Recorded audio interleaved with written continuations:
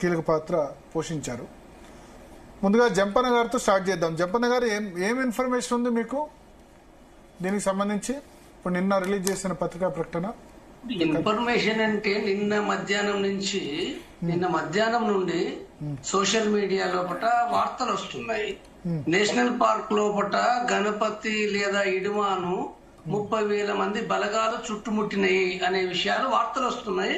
దాని కంటిన్యూషన్ లోపటనే ఈ రోజు వార్తల లోపల బెటాలియన్ లోపల అంటే ఒక ఆయన ఏదో పేరు చెప్పిండ్రు. అందులో ఒక డిప్యూటీ కమాండర్ బెటాలియన్ లోపల ఇడుమాతో పాటుగా ఉండే డిప్యూటీ కమాండర్ స్నైపర్ మరణించిన విషయాన్ని కూడా ఏంటంటే పోలీసుల ప్రకటనలో కూడా ఉంది. ఫోటోతో సహా ఈ రోజు ఇచ్చింది అది. అయితే ఈ రోజు సాయంత్రం వరకు కూడా కంటిన్యూగా అక్కడ బలగాలు చుట్టుముట్టి కాల్పులు చేస్తున్నాయనేది వార్తలు వస్తున్నాయి.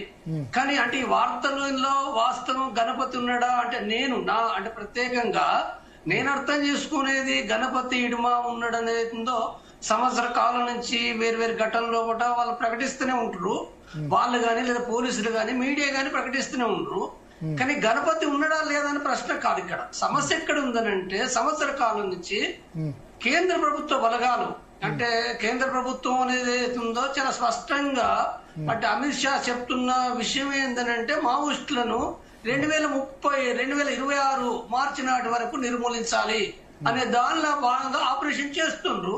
అందులో భాగంగా లక్షలాది బలగాలను కూడా కేంద్రీకరించిన విషయం అందరికీ తెలిసిన విషయం. ఇది కొత్త విషయమే కాదు. అది అంటే ఇప్పుడు మనకు మీడియా ద్వారా ఏంటంటే నిన్న కేంద్రీకరించినట్టు 30,000 అనేది అవుతుందో ఇది కొత్త వార్తగా నేను అనుకోవట్లేదు. ఎందుకంటే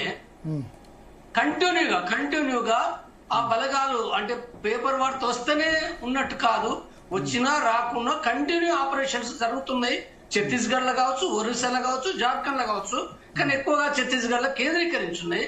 కాబట్టి ఇవేవైతున్నాయో అంటే ఈ నష్టాలు అనేవి అవుతున్నాయో సంవత్సర కాలం నుంచి ఇవి కంటిన్యూ జరుగుతున్నాయి. ప్రత్యేకించి ఇక్కడ అంటే ఇప్పుడు 3 నెలల నుంచి శాంతి చర్చలు జరగాలనేది ఉందో ఈ చర్చ ప్రారంభమైన అప్పటి నుండి కూడా ఏంటంటే కేంద్ర ప్రభుత్వము ఎక్కడ కూడా ఏమాత్రం కూడా అవకాశం ఇవ్వకుండా నిర్మూలన కొనసాగిస్తుంది. అది కంటిన్యూ జరుగుతుంది. కాబట్టి ఇక్కడికి వచ్చే విషయం ఏంటంటే ఇవాళ అంటే నేను చెప్పే విషయాలు 2 విషయాలు చెప్పదలుచుకున్నాను. ఒకటి, కేంద్ర ప్రభుత్వం అంటే ఏదైతే చెప్తుందో సెంట్రల్ పాయింట్ గా అంటే ఆయుధాలు పట్టుకుంటే నేను కాల్పుల విరమణ చేయను, శాంతి చర్చలు చేయను అనేది అవుతుందో నాకు తెలిసి మొత్తం ప్రపంచంలో ఓన్లీ భారతదేశం మాత్రమే కాదు, మొత్తం ప్రపంచంలో భారతదేశంలో సహా అది బీజేపీ గవర్నమెంట్ తో సహా ఇక్కడ అంటే ఆయుధాలు కలిగి ఉంటే చర్చలు చేయడం అనేది లేదు. అది తప్పనిసరిగా సూర్యుడు ఎంతైతే నిజమో ఈ భూమి ఎంతైతే నిజమో ఆయుధాలు కలిగిన వ్యక్తులు చర్చలు చేయడం అంతే నిజం. అది ఆయుధాలు వదిలిపెట్టిన తర్వాత చర్చలు ఏమీ ఉండదు. కాబట్టి కేంద్ర ప్రభుత్వం ఇది ఒక తప్పు వైఖరిగా నేను దాదాపు 3 నెలలు కాదు 7 నెలల నుంచి నేను మాట్లాడుతున్న విషయం ఎవరూ చనిపోద్దని చెప్తున్నా, మావోయిస్టులు చనిపోద్దు, పోలీసులు చనిపోద్దు, ప్రజలు చనిపోద్దని చెప్తున్నా. ఒక వంక కేంద్ర ప్రభుత్వ వైఖరి ఇది ఉంటే, రెండో వైఖరి నేను మావోయిస్టు పార్టీ కూడా నేను పదే చెప్తున్నా. నేను పదే మొట్టమొదటి 7 నెలల క్రితం మాట్లాడినప్పుడే ఎవరు చనిపోద్దు, శాంతి కావాలంటే ఎట్లా వస్తుంది? శాంతికి సంబంధించి కూడా చాలా స్పష్టంగా అంటే మావోయిస్టు పార్టీ ప్రకటన లోపట అంటే ఇంతకు ముందు ఆయుధ విసర్జన ఎజెండాలో చర్చిస్తామన్నారు, లేదా జనజీవన స్రవంతుల విషయంలో మేము మా కోర్ కమిటీ మాట్లాడుకొని చెప్తామన్నారు. కానీ ఇప్పుడు ఈ మధ్య గమనిస్తే అది లేదు. కాబట్టి ఏమైతుంది? మరొక వంక బయట కొంతమంది మేధావులు అనే వాళ్ళు సాయుధ పోరాటం ఉంటదని అంటూ సాయుధ పోరాటం ఉంటదని అంటే ఎట్లా మరి? సాయుధ పోరాటం ఉంటదన్న తర్వాత నేనేం చెప్తున్నానంటే మీరు కనీసం అంటే ఒక వంక కేంద్ర ప్రభుత్వము కనీసం కొంత ఆలోచించే విధంగా కూడా చెప్పకుండా అంటే వాళ్ళు కొంత ఆలోచనలు ఉన్నప్పుడు కూడా సాయుధ పోరాటాలను మాట్లాడతారు. సాయుధ పోరాటాలను మాట్లాడితే కేంద్ర ప్రభుత్వం అంటుంది మీరు నాటకాలు ఆడుతున్నారు. 2004 లాగా రాజశేఖర రెడ్డి గవర్నమెంట్ లో ఏ నాటకాలు అయితే ఆడినరో మళ్ళీ నాటకాలు ఆడుతున్నారు. నేను అదే చెప్తున్నా, నాటకాలు ఉండకూడదు. 2004 లోపల 2 ఆనాడు కాంగ్రెస్ ప్రభుత్వం మావోయిస్టు పార్టీ 2 గేమే. అది నిజమైన శాంతి చర్చలు కావాలన్నాడు. కాబట్టి ఇప్పుడు ఇవాళ నిజమైన శాంతి చర్చలు జరగాలనంటే శాంతి చర్చల కమిటీ మొదటి నుంచి చెప్పిన విషయం ఏదైతుందో మావోయిస్టు పార్టీ కూడా చాలా స్పష్టంగా చెప్పాలి.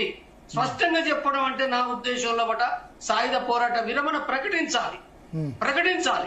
కాబట్టి ఇది ప్రకటించకపోవడం మూలంగా కూడా కేంద్ర ప్రభుత్వం దాన్నే దాన్ని సాగుగా తీసుకొని మీరంతా నాటకాలు ఆడుతుండ్రు, మిమ్మల్ని నమ్మటట్లేదు అని చెప్పి మాట్లాడుతుంది. కాబట్టి ఇక్కడ రెండు సమస్యలు. నేను ఒక కేంద్ర ప్రభుత్వాన్ని విమర్శిస్తున్నా. స్పష్టంగా అంటే ఆయుధాలు కలిగి ఉన్న చర్చలు ప్రకటించవచ్చు.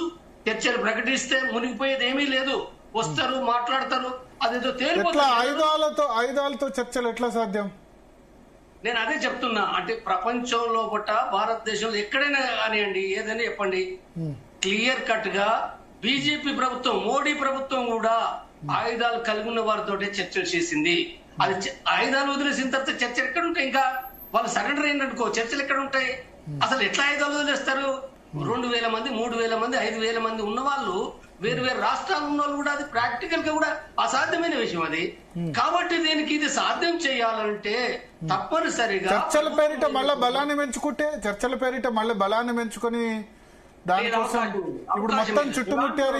ఇంకా క్లోజ్ అయిపోయింది, ఇంకా క్లోజ్ కాబోతుంది, దగ్గరకు వచ్చింది. కాబట్టి మళ్ళీ బలం పెంచుకొని మళ్ళీ సాయుధ పోరాటం మొదలు పెడితే అంటే ఇప్పుడు నేను చెప్పేది ఏంటంటే, ఇప్పుడు మీరు పెట్టండి టైము. గవర్నమెంట్ మీ చేతులు ఉంది, కేంద్ర ప్రభుత్వం మీరు బలగాలన ఇంటెలిజెన్స్ ఉంది. మీరు టైం ఎందుకు ఇవ్వాలి? 1-2 నెలలు ఇవ్వండి. 1-2 నెలల్లో కూడా క్లోజ్ అంటే క్లియర్ గా ఇక్కడ స్పష్టంగా సాయుధ శాంతి అని అంటే నేను స్పష్టంగా చెప్తున్నా. ఈ దేశంలో శాంతి చర్చలు అనేది ప్రారంభమైనప్పుడు మెజారిటీ ప్రజలు ఆ ఉద్దేశంతో స్టార్ట్ అయినరు. మెజారిటీ ప్రజలు, ఈవెన్ ప్రజాస్వామికవాదులు కూడా. ఇవాళ ఎవరైనా మేధావులు ఏం మాట్లాడుతున్నారో నాకు తెలియదు. నేను అరగోపాలను స్టాండర్డ్ గా తీసుకోను. కానీ ఈ దేశంలో మేధావులు అనే వాళ్ళు అనేక మంది వ్యాసాలు రాశారు, అనేక మంది మాట్లాడారు. మావోయిస్టు పార్టీ కూడా సాయుధ పోరాట విరమణ చేయాలి, ఈ వ్యవస్థలకు రావాలని మాట్లాడారు. ప్రజల యొక్క ఆకాంక్షలు నాకు తెలుసు. ప్రజలు కూడా కోరుకునేది మావోయిస్టు పార్టీ కూడా ఇలా బయటికి రావాలి. బయటికి రావడం అంటే చర్చలు జరిపి బయటికి రావాలని కోరుకుంటున్నారు. కాబట్టి ఇప్పుడు చర్చలు జరపడం ద్వారా తప్పనిసరిగా కేంద్ర ప్రభుత్వం అంటే దాని ప్రకారంగా విజయవంతమయ్యే అవకాశం చాలా ఎక్కువ ఉంది. 99% ఉంది. కాబట్టి నష్టం లేదు, కేంద్ర ప్రభుత్వానికి నష్టం లేదు. నా ఉద్దేశం నేను ఇద్దరికి చెప్తున్నా. నేను ఒక్కొక్క కేంద్ర ప్రభుత్వాన్ని చెప్తున్నా, మీరు ప్రారంభించండి. లేదు నేను మావోయిస్టు పార్టీ కూడా మరొక కోణం చెప్తున్నా, మీరు ఎందుకు చచ్చిపోతారు అనవసరంగా? నేను బాధపడుతున్న వ్యక్తిగతంగా, నేను ముగ్గురు చనిపోతున్నా. నేను ఇప్పుడు స్పష్టంగా ఈ మీడియా సందర్భం కూడా నేను చెప్తున్నా, నేను స్పష్టంగా చెప్తున్నా. నన్ను అడిగారు చాలా మంది, మీకు ఎవరంటే ఎక్కువ బాధ? మావోయిస్టులు చనిపోతే ఎక్కువ బాధ ఉందా? పోలీసులు చనిపోతే ఎక్కువ ఉందా? ప్రజలు చనిపోతే ఎక్కువ ఉందంటే అవును. మావోయిస్టులు నాతోటి 40 ఏళ్ళు పనిచేసారు, 20 ఏళ్ళు పనిచేసారు, నా కింద పనిచేసారు. నాకు బాధ ఎందుకు ఉండదు? బాధ ఉంది, నేను చెప్తున్నా నేను. కాబట్టి నేను చెప్పేది ఏదైతుందో, మీరు ఏదైతే మీ త్యాగాలు గొప్పవి, మీ పోరాటాలు గొప్పవి, కానీ వాళ్ళ సాధ్యం కాదు. దాన్ని వాళ్ళు వదిలేయాలి. వదిలేయడం అనేది మీరు ప్రభుత్వంతో చర్చలు చేయండి. మీరు సాయుధ ప్రభుత్వం అర్థం చేసుకోవడానికి మీరు పూర్తిగా, ఎందుకంటే ప్రభుత్వం నమ్మటం లేదు. ప్రభుత్వం నమ్మనప్పుడు మీరు తప్పనిసరిగా మీరు స్పష్టమైన ప్రకటన చేయండి. సాయుధ పోరాట విరమణ మేము ప్రకటిస్తున్నాము అని చెప్పండి. కట్టుబడి ఉండండి, వచ్చి చర్చించండి. ఏం చర్చిస్తారో చర్చించండి. కానీ ప్రధానమైన విషయం ఏదైతుందో, మీరు సాయుధ పోరాట ఆయుధాలు ఇచ్చి లొంగిపోండి. ఆయుధాలు సరెండర్ చేసి ముందుగా లొంగిపోవడం నేను మాట అంటలేను. లొంగిపోవడం కాదండి. ఏ చర్చలు చేసే వాళ్ళు కూడా సాయుధ పోరాట విరమణ ప్రకటిస్తారు. నాకు తెలిసి మొత్తం ప్రపంచంలో విరమణ ప్రకటించిన తర్వాత ఏ ప్రభుత్వం అయినా దాన్ని బేస్ గా తీసుకొని చర్చలు చేస్తుంది. ఆ చర్చల లోపల కొన్ని విషయాలు ప్రజలకు సంబంధించిన డిమాండ్లు కొన్ని మాట్లాడతారు. కొన్ని డిమాండ్లు అంటే ఏంటంటే రాజ్యాధికారం కాదు. ఇక్కడ మళ్ళీ చెప్తున్నా, రాజ్యాధికారం కాదు, లేకపోతే ఇంకేవో పెద్ద పెద్ద గొంతెమ కోరికలు కావు. కొన్ని డిమాండ్స్ ఏవైతున్నాయో కొన్ని విషయాలు మాట్లాడి అక్కడ ప్రధానంగా ఏంటంటే సాయుధ పోరాట విరమణ ఒక చట్టబద్ధ పార్టీ గుర్తించడము, వాళ్ళు చట్టబద్ధంగా కూడా ఏంటంటే వాళ్ళు ఏవైతే కొన్ని విషయాలు ఉంటాయో కాబట్టి వాటిని క్లియర్ చేసుకుంటే ముగించబడుతుంది. దీంట్లో ఏమి సమస్య లేదు. ఒకసారి అడుగుదాం, మురళీ మనోహర్ గారిని అడుగుదాం. జంపన్న గారు, కేంద్ర ప్రభుత్వం కేంద్ర ప్రభుత్వం ఇచ్చింది అనుకో, మావోయిస్టు పార్టీ కనుక నాటకాలు ఆడితే నేను చెప్తున్నా, మావోయిస్టు పార్టీ కంప్లీట్ గా బదనం అవుతుంది. దానికి ఇవాళ ఈ సానుభూతి ఉండదు. నేను 100% చెప్తున్నాను. మావోయిస్టు పార్టీ కనుక నాటకాలు 2004 లాగా చేస్తామనంటే ఇవాళ అసాధ్యం అది. అదే విధంగా నేనేం చెప్తున్నా, ఇంకొకటి మావోయిస్టు పార్టీ కూడా చెప్తున్నా, మీరు పెట్టండి, మీరు సాయుధ పోరాట విరమణ ప్రకటించండి. మీరు ప్రకటిస్తే ఈ దేశంలో కూడా బీజేపీ అర్థం చేసుకోవచ్చు, రావచ్చు. నాకు నమ్మకం ఉంది. అయితే నా నమ్మకం 100% నేను చెప్పలేను. కానీ ఒకవేళ బీజేపీ కేంద్ర ప్రభుత్వం చేయకపోతే ఈ దేశంలో అనేక మంది ప్రజలు కూడా ఏంటంటే మాట్లాడతారు, అనేక పార్టీలు మాట్లాడతారు, విదేశాలు వస్తుంది.